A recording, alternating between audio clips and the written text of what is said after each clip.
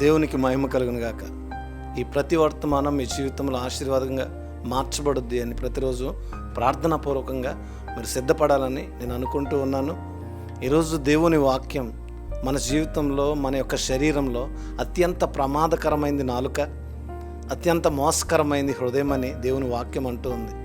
ఈరోజున మోసకరమైన నీ హృదయాన్ని గురించి ఈ వర్తమానంలో నీకు తెలియపరచబడాలని దేవుడు ప్రేరేపించి మాట్లాడుతున్న మాటలు నిన్ను బలపరచబడును గాక. చాలా జాగ్రత్తగా వింటే దేవుని వాక్యం అంటుంది. ఇర్మియా గ్రంథం 17వ అధ్యాయం 9-10 వచనాల్లో దేవుని వాక్యం స్పష్టంగా తెలియపరుస్తూ ఉంది. హృదయం అన్నిటికంటే మోసకరమైంది. ఈ రోజున చాలామంది దేవుని నమ్ముకున్న బిడ్డలు, యవ్వనస్తులు, దేవుని నమ్ముకున్న వాళ్ళు అనేక మంది మోసపోయేది, మోసపరచబడేది హృదయాన్ని. ఎందుకు అంటే దేవుని నమ్మిన బిడ్డలకు తెలుసు హృదయం అనేది మోసకరమైంది అని, అది వ్యాధి కలిగిందని కూడా వాక్యం అంటుంది. నిజంగా దేవుని నువ్వు నమ్ముకుంటే, దేవుని నువ్వు నమ్మి ఆయన వెంబడిస్తే నీ హృదయం మోసపరచకుండా ఆయన కాపుదలగా ఉంటాడు. మొట్టమొదటిగా నువ్వు చేయవలసింది ఆయన్ని నీ హృదయంలో ఆహ్వానించు. ఈ లోకంలో చెడ్డ వాటిని నువ్వు ఆహ్వానిస్తే, ఈ లోకంలో పనికిరాని వాటిని నువ్వు ఆహ్వానిస్తే, ఈ లోకంలో ఉన్న చెడ్డవారిని హృదయంలోనికి ఆహ్వానిస్తే, ఎప్పుడైతే నీ హృదయము చెడగొట్టబడుద్దో ఆ రోజు నీ జీవితంలో నీకు మార్గము తెలియక ఎలా పడితే అలా తిరుగుతూ ఉంటావు. నీ హృదయం నిన్ను మోసపరిచింది అనేక సార్లు. చూడండి, చాలామంది ఈ రోజున యవ్వనస్తులు వారి జీవితాల్లో తొందరగా చనిపోతూ ఉన్నారు, ఆత్మహత్యలు చేసుకుంటూ ఉన్నారు.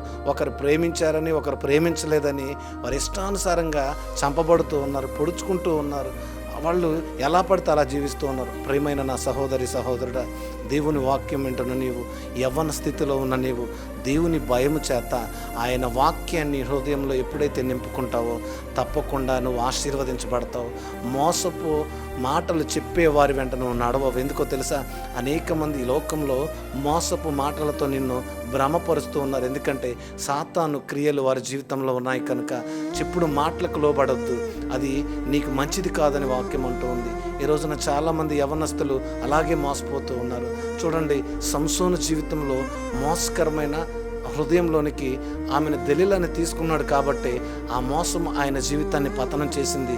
మరణము తన కళ్ళను తానే పొడుచుకొని చనిపోయేలాగా చేసింది. యవ్వన స్థితిలో ఈ వాక్యం వింటున్న నీవు ఏ మత్తులోని పడిపోక నీ హృదయాన్ని దేవునికి ఇచ్చి నీ హృదయంలోనికి దేవుణ్ణి ఆహ్వానించు.